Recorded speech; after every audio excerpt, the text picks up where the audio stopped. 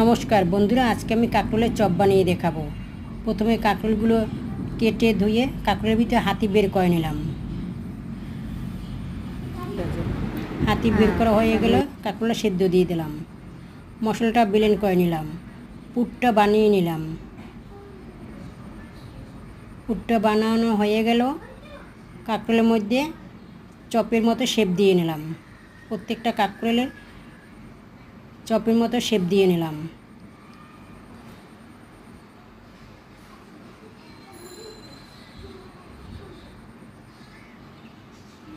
সবগুলো কাঁকরোলের ভিতর পুরটা দেওয়া হয়ে গেল। বেসনটা গুলিয়ে কড়াইতে তেল বসিয়ে চপগুলো দিয়ে দিলাম।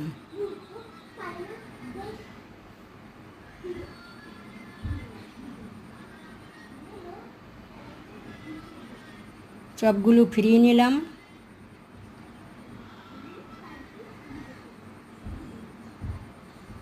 একটা একটা করে উল্টিয়ে দিলাম। হয়ে গেল মজাদার কাঁকরোলের চপ। বন্ধুরা, রেসিপিটি ভালো লাগলে আমার চ্যানেলটা সাবস্ক্রাইব করে দিও।